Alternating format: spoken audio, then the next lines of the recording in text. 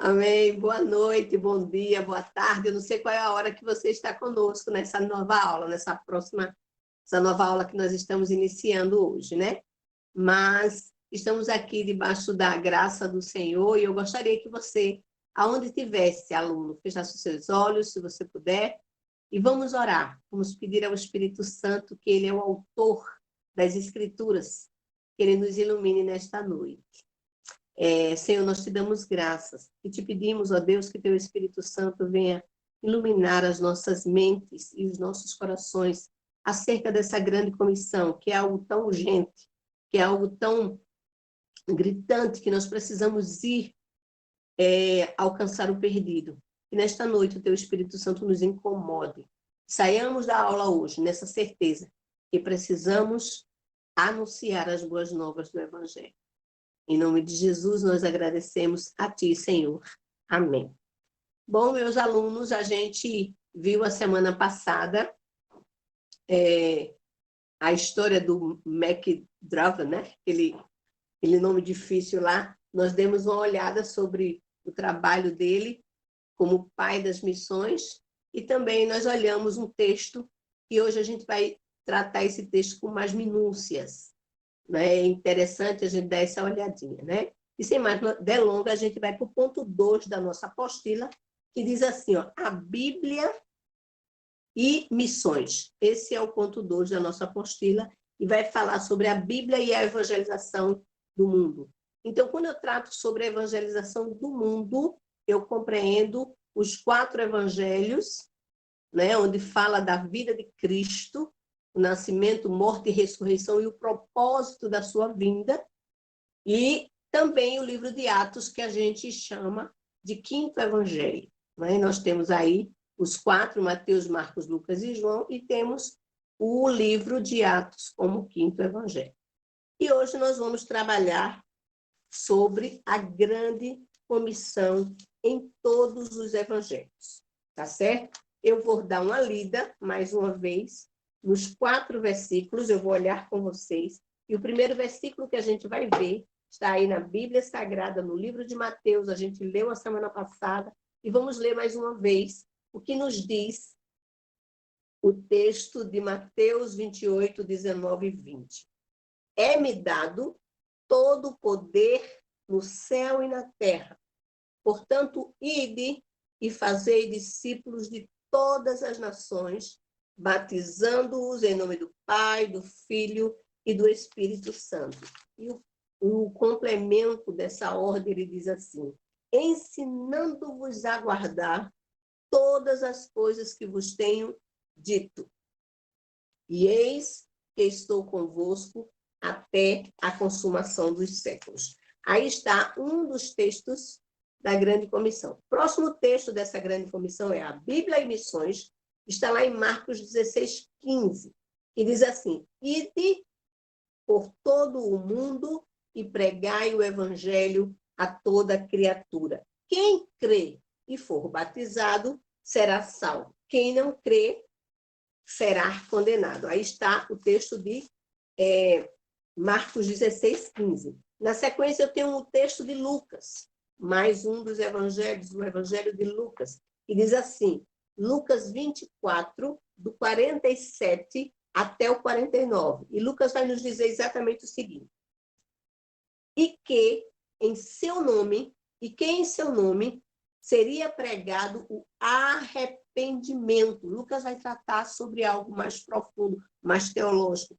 É pregado o arrependimento para perdão de pecados a todas as nações. Então, Lucas também abrange as nações, começando em Jerusalém, era o ponto. Foi para onde Jesus mandou os discípulos irem para serem batizados com o Espírito Santo, ficar em Jerusalém até que do alto seja descido o poder, né? E aí o texto continua dizendo assim, vocês são testemunha destas coisas. Eu lhes envio com a promessa de meu Pai, mas fiquem na cidade até serem revestidos do poder, né? Até serem revestidos. E o texto de João 20, 21, eu gostaria que vocês estivessem prestando bem atenção em cada um desses textos, porque é uma boa pergunta para a prova. Então, quando eu disser boa pergunta para a prova, vocês ficam logo pensando, e é melhor a gente dar uma olhadinha nesses textos, o que é que ela vai pedir desse texto, né? Então, o texto de João 20, 21 diz assim, novamente, Jesus disse, Pai seja com vocês, seja convosco. Assim como o Pai me enviou, eu vos envio. Então, aí está Jesus dando a ordem de envio em João 20, 21. Então, eu tenho aí Mateus, Marcos, Lucas e João. E, por fim, nós temos o texto de Atos, que é um dos textos clássicos, é um dos textos mais falados em missões. Nós temos o texto de Atos 1:8, que diz assim, mas recebereis poder ao descer sobre vós o Espírito Santo, e ser-me-eis testemunhas, tanto em Jerusalém como em toda a Judéia e Samaria, e até aos confins da terra. Então, nós olhamos aí os 4 textos nos 4 evangelhos e o de Atos, não é? A Bíblia Sagrada, ela, na verdade, sem a Bíblia Sagrada, não existiria evangelização no mundo. Porque a Bíblia Sagrada é a palavra de Deus, a Bíblia Sagrada, ela é a autoridade máxima para que eu venha pregar sobre o Evangelho, né? Sem Bíblia, impossível existir evangelização, porque é dela que eu encontro poder e força para anunciar a palavra. A Bíblia nos dá a responsabilidade de evangelizar o mundo.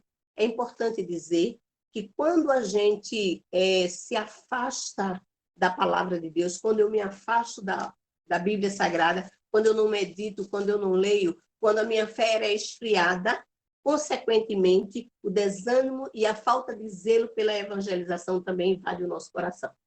Então, cada vez que você se afasta das Escrituras, toda vez que você se afasta da palavra de Deus, esse zelo pela evangelização também vai esfriando dentro do seu coração. Ao contrário disso, quanto mais eu me encho das verdades contidas neste livro, quanto mais eu me encho da palavra de Deus, mais eu me sinto impulsionada pelo Espírito Santo.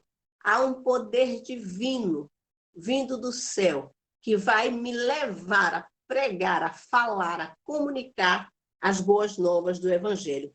É um impulso divino que vai me levar a proclamar as verdades da palavra de Deus, né? A ordem da evangelização mundial é o ponto 2.2, né?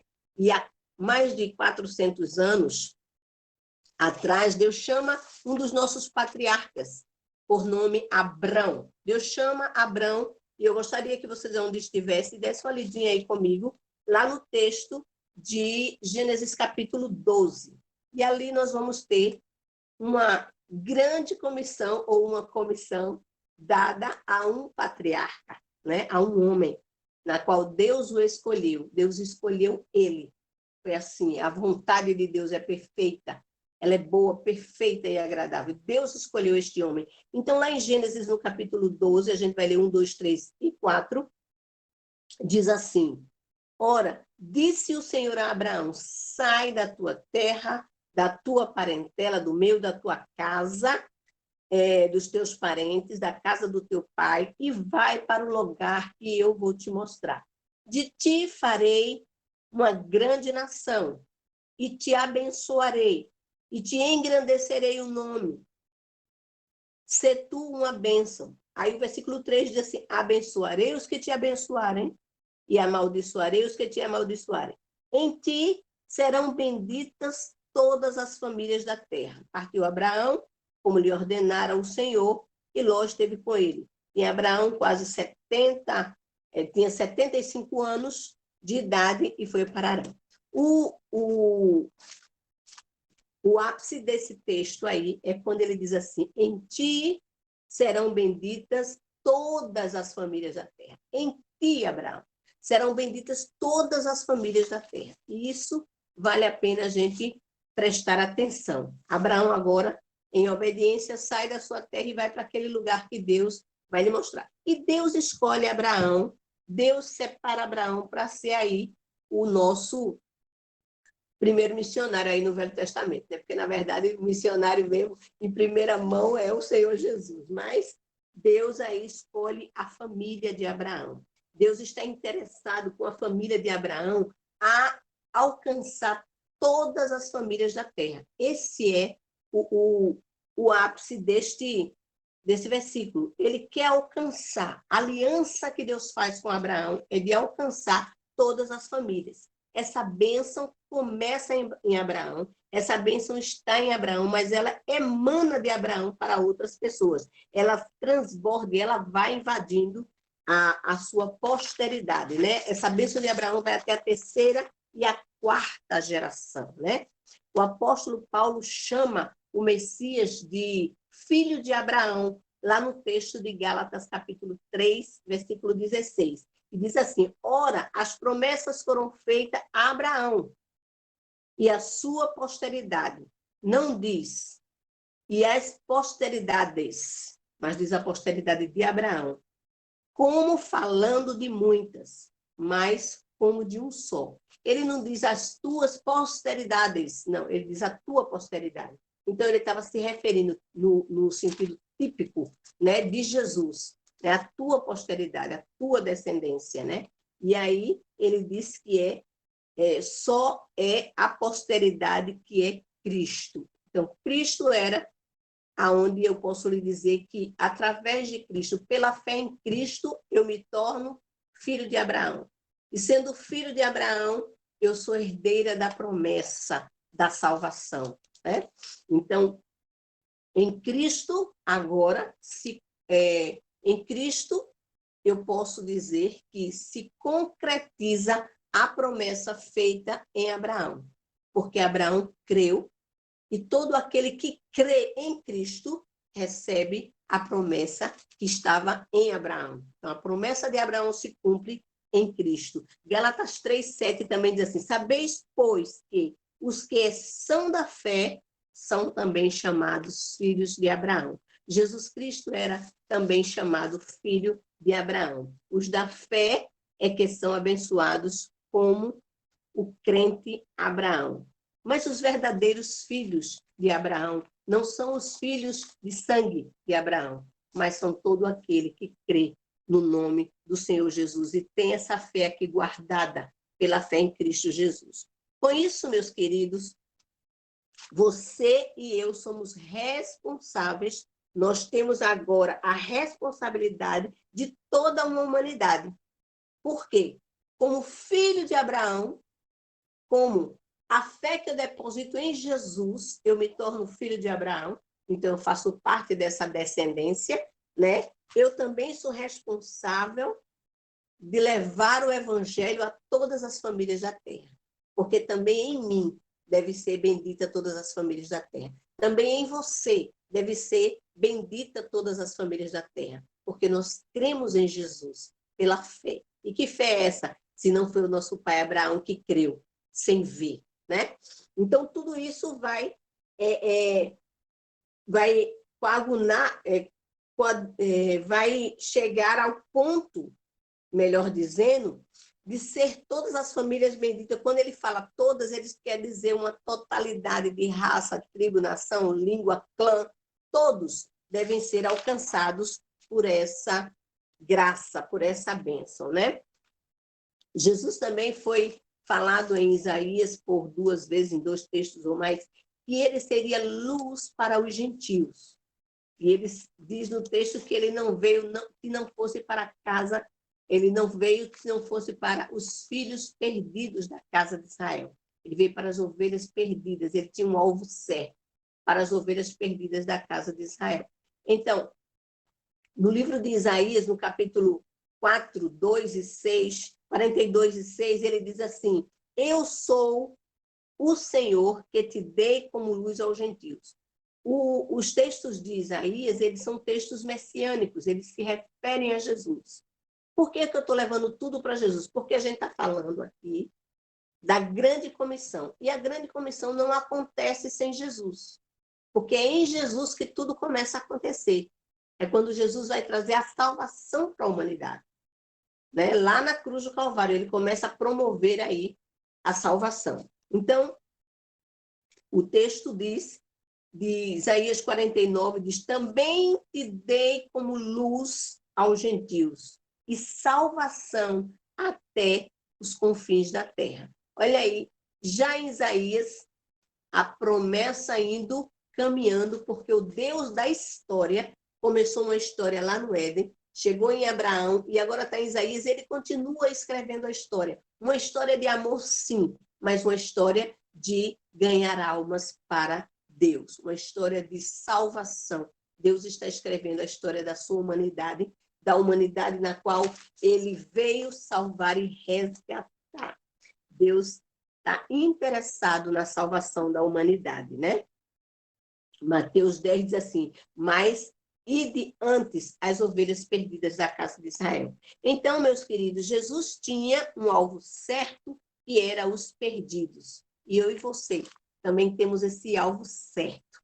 E nós precisamos também olhar o perdido, interessar-se por ele e levar essa mensagem, né? Na aula passada, a gente leu esse texto de Mateus, capítulo 28, do 18 a 20, e frisamos ali na autoridade em 5 pontos, né? E hoje a gente vai ver como Deus delegou essa autoridade a Jesus, e Jesus passa aos seus discípulos. Vamos observar a missão da igreja, a gente vai observar hoje a missão da igreja em Mateus, Marcos, Lucas e João, num contexto mais que geral, né? A grande comissão de Jesus Cristo. A grande comissão é o quê? É o propósito de Deus em alcançar o homem. A grande comissão é a comunicação do Evangelho de Cristo em todas as instâncias da humanidade. Deus precisa alcançar o homem todo, todos os homens, o homem todo, com o Evangelho todo. Comunicar o Evangelho. O que seria o Evangelho, né? E todos nós sabemos que o Evangelho é as boas novas de salvação. O Evangelho significa boa notícia. Nós precisamos ensinar e falar da boa notícia. Dessa forma, devemos comunicar, como eu disse, o Evangelho todo, por toda a igreja e em todo o mundo. Essa é uma... Vale a pena você dar um clique em todo o mundo e todas as criaturas. O Evangelho precisa compreender isso. O Evangelho todo, a todas as pessoas, a toda a igreja, né, em todo o mundo e a todas as criaturas, tá bom? Mateus, ele vai trazer a grande comissão, e eu vou falar com vocês em 4 passos, né? Em 4 pontos dessa grande comissão que está em Mateus. Nossa aula vai trabalhar um pouquinho aqui em cima desse texto, porque não adianta falar de missões, né? E só teoria, teoria, teoria, sem Bíblia. E eu acho interessante os textos da grande comissão, porque vai trazer aquilo que a gente mais precisa, é compreender o texto, viver o texto e pregar o Evangelho. Então, Mateus vai falar aí da autoridade, de quem comissiona. Quem comissiona, quem dá ordem, tem autoridade. E Jesus afirmou sua autoridade na cruz do Calvário. Foi lá na cruz, quando ele é crucificado, que ele recebe o título do rei dos judeus. Ele é dado a ele o título de rei dos reis, ali na cruz, com a sua morte, né? Jesus Cristo recebe esse título e também ele recebe de Deus toda a autoridade. E na sua ressurreição, ali ele foi proclamado Rei dos Reis, Senhor dos Senhores. Jesus tem toda a autoridade, Jesus tem todo o poder, Jesus tem um poder absoluto. Nós podemos dizer que Jesus tem a jurisdição de todas as coisas. E o que eu quero dizer com isso? Que quem tem a jurisdição de tudo, ele tem o direito de exercer poderes sobre aquele perímetro, aquele lugar, aquele povo, ou aquela situação. Então, Jesus tem o poder de delegar também força, de delegar poderes a outros. Ele tem toda autoridade. Se ele tem essa jurisdição, ele tem força de fazer cumprir a sua ordem. E eu acho interessante dizer a você que Deus deu a Jesus todo o poder e toda a autoridade. E nada existe. Presta atenção. Nada existe sem a permissão do Senhor. Nada acontece sem que o Senhor Jesus permita. Então, tudo está no controle do Senhor Jesus. Jesus Cristo tem autoridade sobre a morte, porque lá na cruz ele venceu a morte. Jesus Cristo tem autoridade sobre as enfermidades, e se a gente lê os evangelhos, a gente vê Jesus curando, Jesus libertando, Jesus trazendo saúde e vida para os mortos. Jesus ressuscitou Lázaro, tem poder sobre a morte. Jesus ressuscitou dos mortos, tem poder sobre a morte. Jesus curou cego, curou paralítico, curou aleijado, curou a mulher do fluxo de sangue, curou a filha de um oficial, um servo de um oficial. Jesus curou. Então, ele tem autoridade sobre todas as enfermidades. Jesus tem autoridade sobre o clima, sobre os ventos, sobre as tempestades. Ele disse um dia, mar, aquieta-te. Vento, parou. Né? Deus tem dado a Jesus essa autoridade. E os discípulos o conheciam cheio de autoridade. Até disseram, quem é este que até o vento e o mar lhe obedecem? Poxa, gente, se até o vento e o mar obedecem à autoridade de Jesus Cristo, se submetem a Jesus Cristo, como que eu, ao ler uma palavra dizendo ir por todo mundo e pregar o evangelho, não vou obedecer? Não é verdade? Então, toda autoridade foi dada a ele. E se a natureza o obedece, eu quero lhe dizer que o maior inimigo do Senhor Jesus, que é o diabo, que é Satanás, ele foi destronado, ele foi destruído lá na cruz do Calvário. Ele perdeu o direito ali na cruz do Calvário, quando Cristo morreu e ressuscitou. Então, foi tomado do diabo a chave da morte, né? A chave do inferno e da morte. Agora, Satanás nem casa tem mais para morar, porque a autoridade agora é do Senhor Jesus. Então, ele diz para os discípulos, quando ele comissiona os discípulos, ele diz assim, em meu nome expulsarão demônios. Então, o nome do Senhor, ele tem toda a autoridade, né? A autoridade de Jesus Cristo está sobre o céu e a terra, né? E toda a autoridade me é dada no céu e na terra. Estamos analisando aí o texto de Mateus 28. E ele diz no começo do texto, ele diz, é-me dado todo o poder, toda a autoridade no céu e na terra. E nós estamos vendo exatamente isso, a autoridade dada por Deus a Jesus no céu e na terra. Se a gente olhar nesse texto, tem alguns verbos que vale a pena a gente observar. Nesse texto de Mateus 28, ele diz, os verbos que eu consegui marcar aqui foi o verbo ir, o verbo fazer, o verbo batizar, o verbo ensinar e o verbo estar. Né?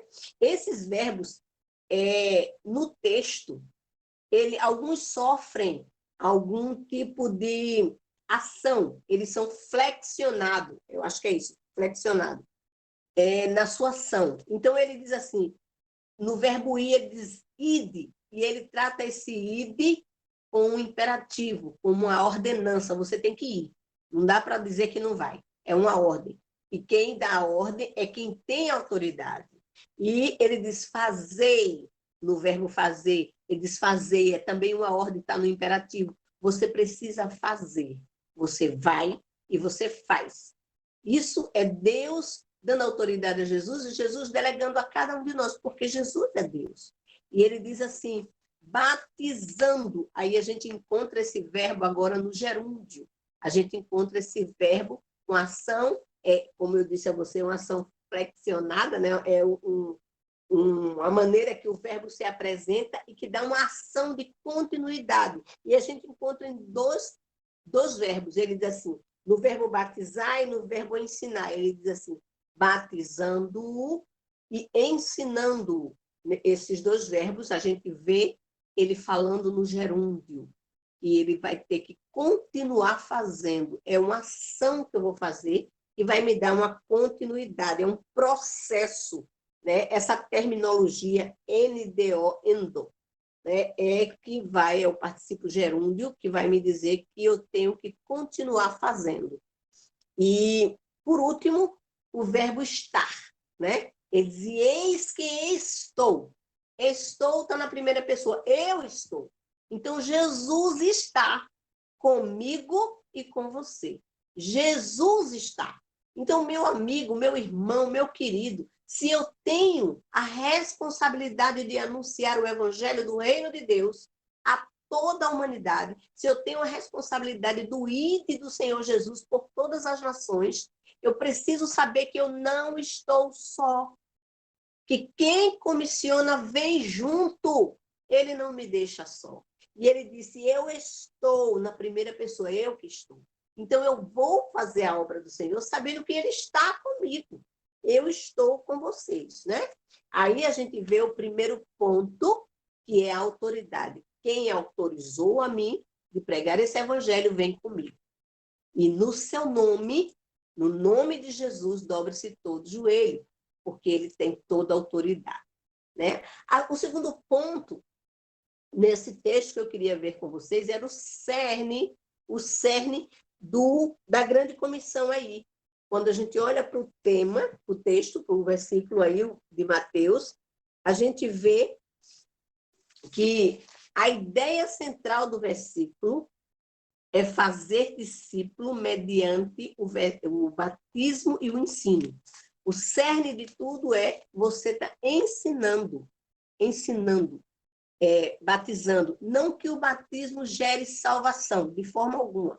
O batismo é uma ordenança, não é o prerrogativo para a salvação. O prerrogativo para a salvação é crer no Senhor Jesus.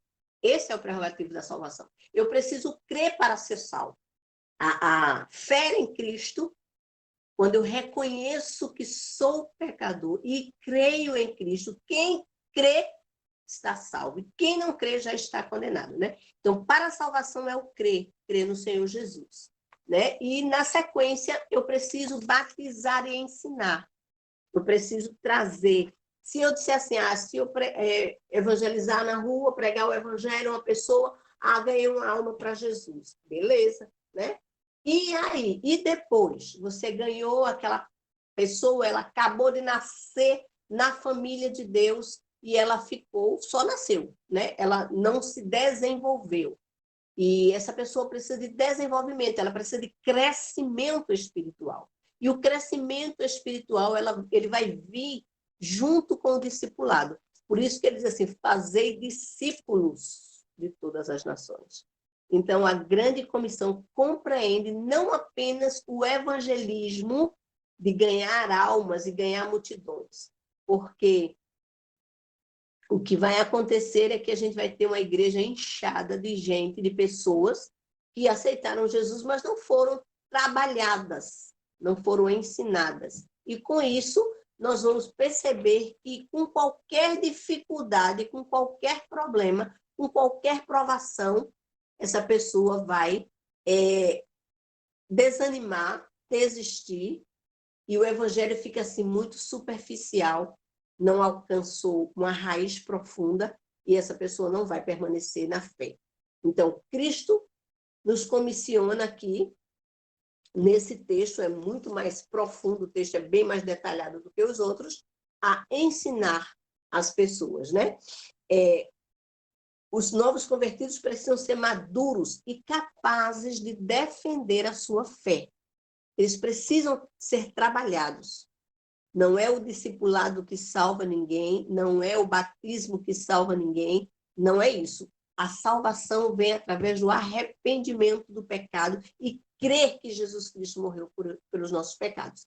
Aí sim, a sequência disso é a santificação, que é um processo. A sequência disso é estar dentro do corpo de Cristo para crescer junto, porque um membro não pode ser um membro separado de um corpo. Ele precisa ser membro dentro de um corpo, né? E aí, Jesus nos manda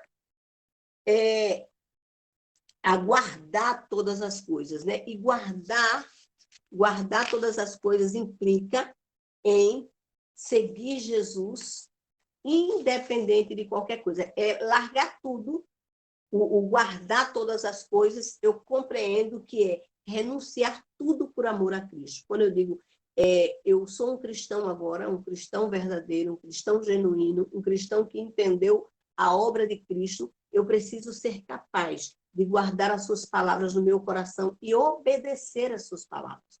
Por isso que a grande comissão ela vai nos levar a exatamente isso, a ensinar as boas novas, ensinar a palavra, ensinar a obedecer e, principalmente, meus irmãos, o ensinamento ético, né, do ser humano.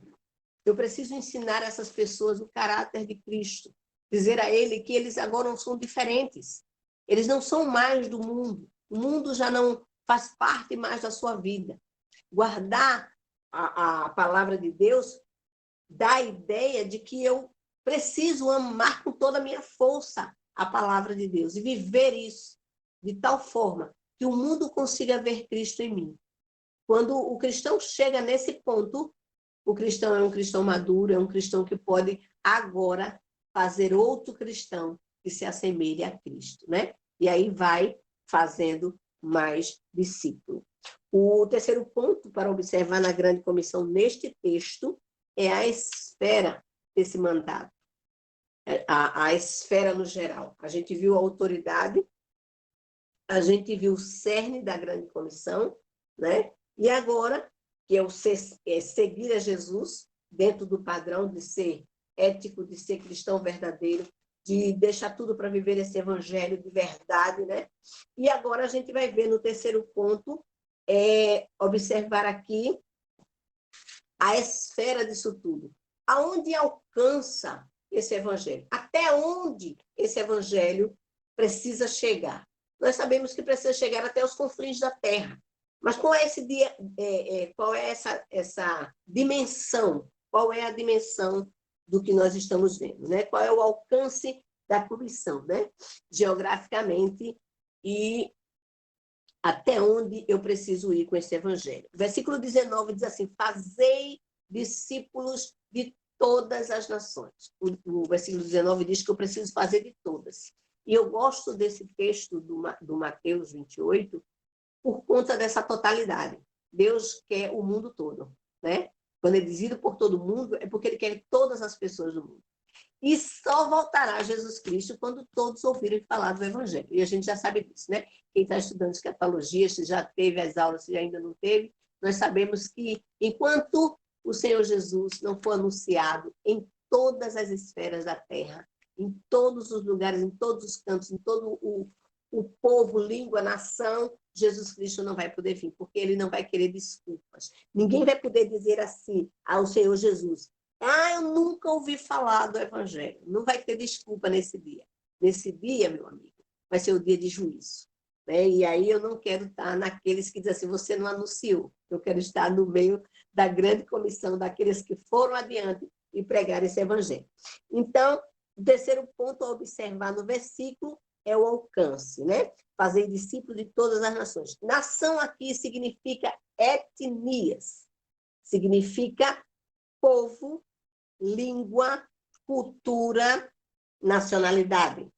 Então, quando ele diz nação, aonde tiver um povoado, e conversando fora do ar com o pastor Mário, ele dizia comigo, aqui dentro do Brasil nós temos missões transculturais. É verdade, temos sim, porque se você vai para um povo indígena, você vai ver que eles têm a sua própria língua. E o que é que a Bíblia diz? Todo povo, tribo e língua. Então, eles têm o seu dialeto, ele tem a sua língua. Esse povo precisa ser alcançado, né? Esse povo precisa ser alcançado com a graça do Senhor Jesus e precisa ser comunicado a esse povo o evangelho todo. Eu não posso ir lá dizer, olha, Jesus Cristo morreu pelos nossos pecados, aceite Jesus para morar no céu e tchau. Não. Eu preciso estar lá com eles, ensinando-os a guardar. Ensinando-os a guardar. Essa é a importância da grande comissão. Né? Lembra que eu disse, esse é o cerne de tudo. É você discipular aquele que foi alcançado, de fazê-lo andar. Né? Toda raça precisa conhecer. E aí o evangelho precisa chegar. O evangelho precisa chegar a todas essas pessoas. Tem um texto ali em Apocalipse, e é um texto que eu gosto muito, Apocalipse capítulo 5. É um dos textos bíblicos que eu amo muito, amo pregar nesse texto também. Gosto muito do Apocalipse capítulo 5, de 1 até lá para diante. Mas o versículo 9 ele diz assim, que Deus comprou com o sangue de Jesus todos que procedem de toda língua, tribo e nação. Olha lá, que coisa maravilhosa. Deus que comprou com o sangue de Jesus os que procedem de toda tribo, língua e nação. Veja a importância e a esfera, veja a abrangência de tudo isso, Deus buscando o homem em todas as dimensões, com o sangue precioso, o sangue que lava, o sangue que perdoa. Porque na autoridade de Cristo, só Ele tem poder para perdoar pecados. Eu esqueci de dizer lá atrás, só Jesus tem todo o poder e autoridade de perdoar pecado. Aí o texto diz assim, quem é este? Até que o mar o obedece. Quem é esse que perdoa pecados? Né? Esse é aquele a quem Deus deu toda a autoridade. Gente, quando você se depara, você é aluno, em situações difíceis, e você percebe, você lembra que o que tem toda a autoridade está com você, você não precisa ter medo, você não precisa duvidar, você não precisa temer, porque toda a autoridade nos foi dada no céu e na terra. Foi dado a Deus, e Deus delegou a Jesus, e Jesus passa para nós. Agora, em Jesus, ele diz assim, em meu nome, você vai expulsar demônio, em meu nome, você falará novas línguas, em meu nome, você vai curar enfermos, em meu nome. Então, é o nome de Jesus que nós levamos com todo o afinco, com todo o amor, né? E vale a pena deixar tudo por esse evangelho, vale a pena deixar tudo por esse Cristo, né? Quais as implicações da grande comissão? Primeiro, as implicações da grande comissão, em primeiro lugar, eram integrar o novo convertido, o novo crente à igreja. Porque a igreja não pode estar fora da comissão, porque Deus chamou a igreja, certo? A igreja é o corpo de Cristo. Cristo virá buscar a igreja. Então, eu preciso pegar o novo convertido e introduzi-lo na igreja. Não posso deixar ele fora, viver uma vida independente, de forma alguma. Esse novo convertido, as implicações da grande comissão, no quarto ponto, ela vai me dizer que eu preciso levar o evangelho ao perdido pecador e colocá-lo ele dentro da igreja para crescer com a membresia da igreja como novo cristão, para ser alimentado, para ser robustecido, para formar outros cristãos, né? Em segundo lugar, o ensino aos novos convertidos. É necessário, na vida missionária, nós precisamos formar novos convertidos, formar líderes. E dizer a ele que, quando nós nos convertemos, não é só leite que precisamos tomar. A Bíblia diz, no mundo tereis aflições. Então, se o novo convertido acha que tudo é bom, e tudo Jesus faz, e tudo isso é verdade, mas também teremos aqueles momentos difíceis de nossa vida. Mas não podemos nos esquecer que o Senhor está conosco, mesmo nos momentos difíceis, né? É ensiná-los a guardar. Primeiro, é integrar na igreja. Segundo, é ensinar, doutrinar todas as coisas, as palavras de Deus, o ensinamento, o alimento sólido. Em terceiro lugar, ensinar a guardar. E isso vai do caráter de tratar com essa pessoa, que ele precisa ter agora o caráter de Cristo, que ele é uma nova criatura em Cristo Jesus.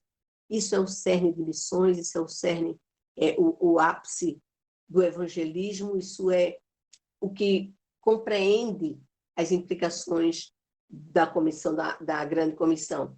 É trazer esse novo convertido ao entendimento, a ponto de guardar as escrituras. Não é só decorar o texto, aí eu sei o texto decorado, é viver o texto, é obedecer. A Bíblia diz lá em João 15, vós sois meus discípulos se fizerdes os que eu vos mando.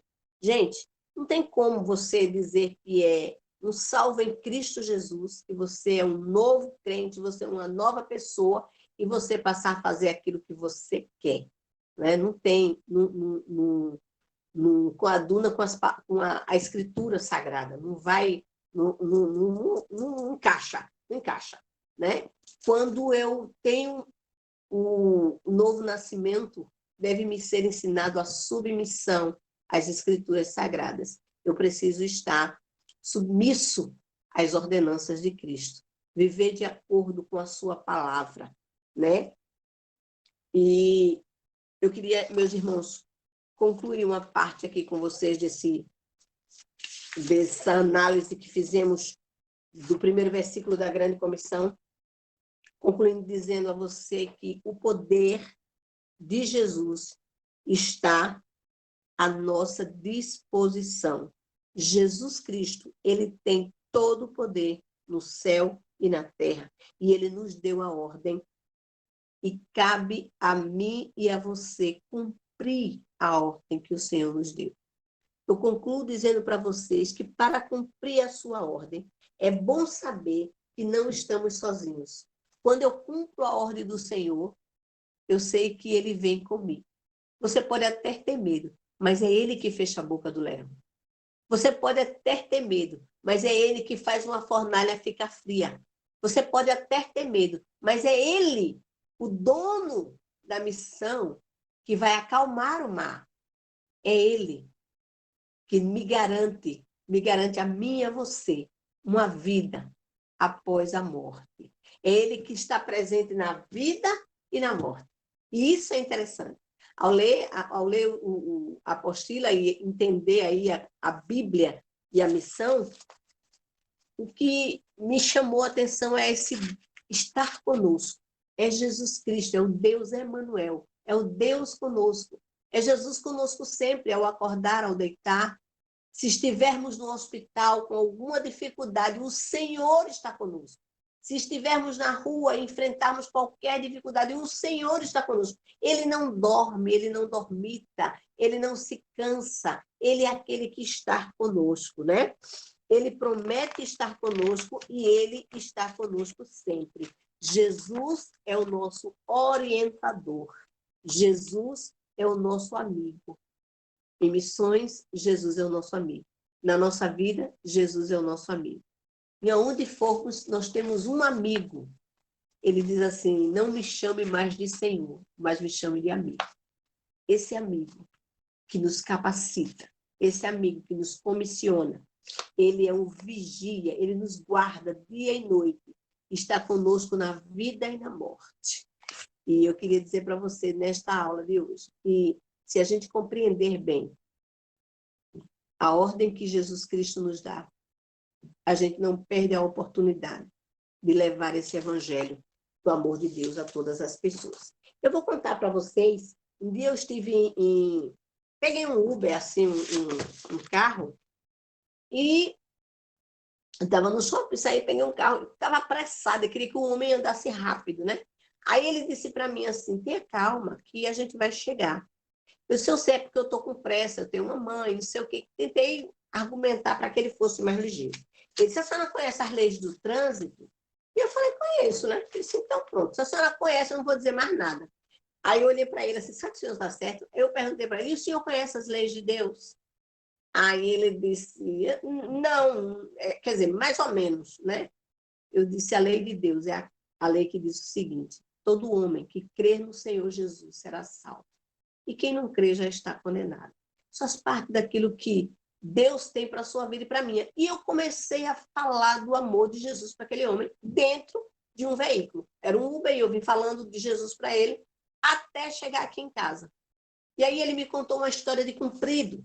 E eu deixei ele falar até onde ele pudesse. Até onde ele não tivesse mais escapatória de falar.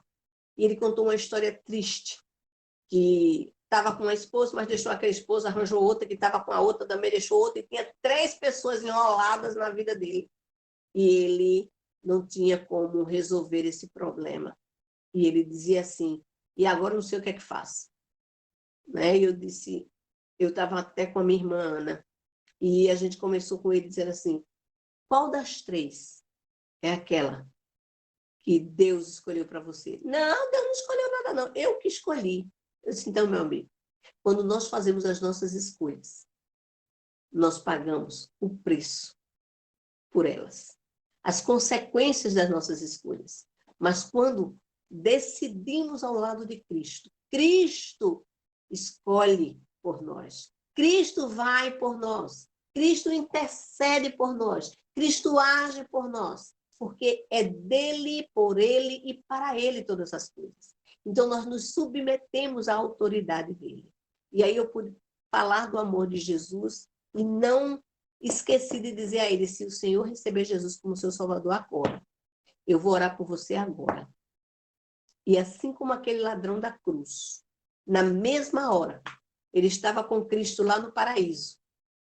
Desta mesma forma, Jesus Cristo vai apagar todas as suas transgressões.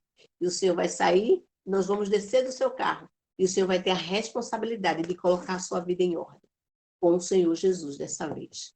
Né? Procure uma igreja e vá congregar com os irmãos, vá aprender mais sobre esse Deus.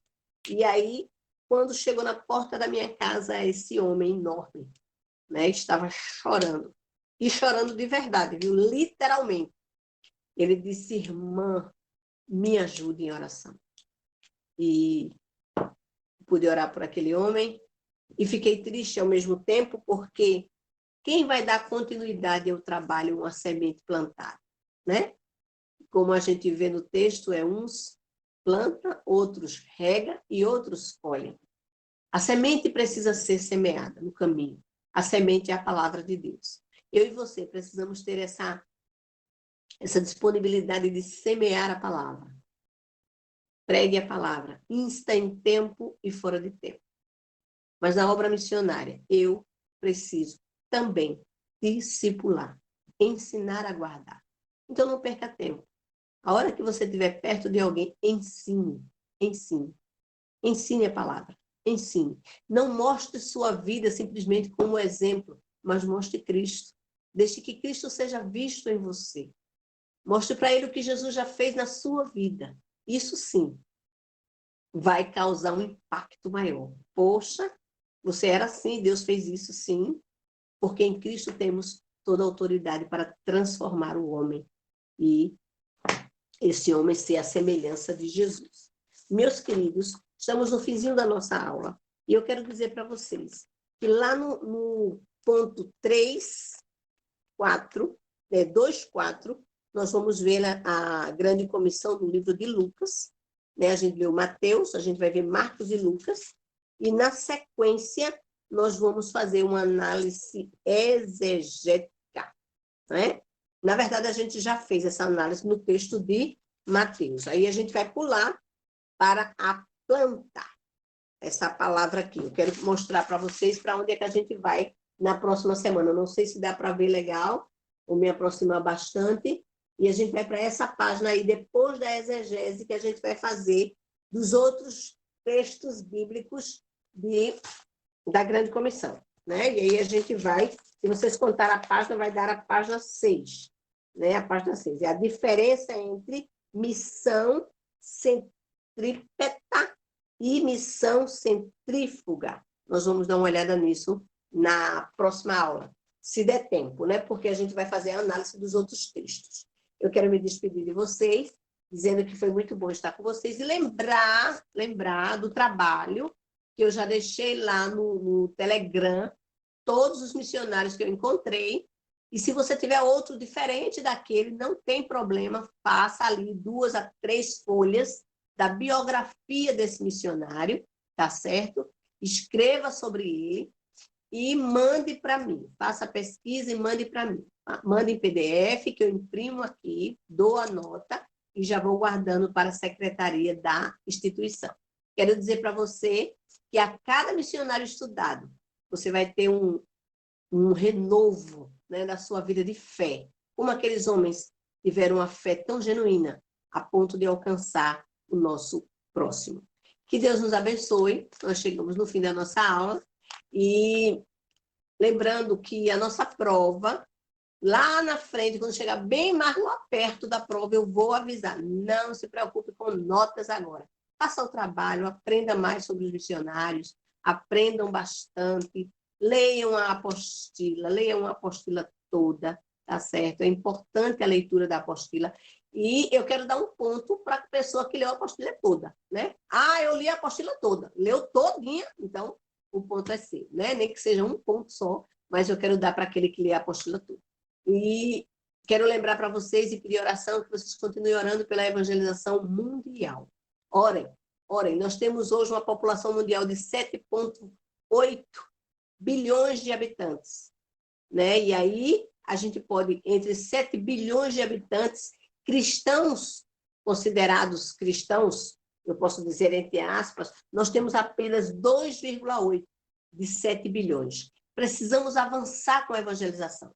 O mundo precisa conhecer a Jesus. O mundo precisa saber que há um Deus no céu que governa. Há um Senhor Jesus que tem toda a autoridade. Amém? Que Deus nos abençoe. Tchau, tchau. Até a próxima aula, se Deus assim nos permitir. Espero você aí do outro lado da telinha para a gente compartilhar mais uma vez dessa nossa aula, tá bom? Falem comigo no Zap, não esqueçam, falem comigo no Telegram, qualquer dúvida, qualquer coisa. Não esqueça, falem comigo, eu tenho o maior prazer de responder a vocês. Entro um pouco no Telegram só para um ponto de explicação, porque eu corro muito, e aí às vezes fica difícil, tá certo? Mas no tempo oportuno eu estarei respondendo a qualquer pergunta. Que Deus nos abençoe, fiquem em paz. Tchau, tchau para vocês, tá bom? Até a próxima aula. Meu irmão, glória a Deus, eu me converti. Conversa, pastor Marcos. Foi benção. Oi, mamãe. Oi, diga. Diga meu Oi. chefe. Diga meu chefe. Rafael tá melhor. Ele tinha o quê, menino? Ô,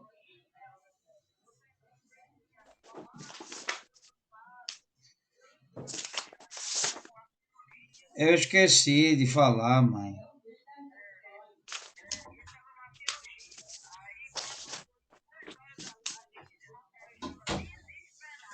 Eu, eu vi. Filha, fala aqui com a mamãe um pouquinho que eu tô terminando aqui com ele. Alô? Pronto, ele foi benção. Eu vou agora postar lá no YouTube e botar nos Presta grupos. atenção. Viu? Certo. Pastor, estude aí uma maneira dessa tela ficar mais aberta, viu? Ô, mulher, alguma coisa no celular. Eu perguntei ao Osimar porque ele conseguiu, mas ele não sabe me dizer como conseguiu. Ele disse que mexeu lá nos botões, ele não sabe dizer como foi. Mas eu vou Uhum. estudar, vou ver se eu consigo. Certo. Eu disse Viu? para a senhora.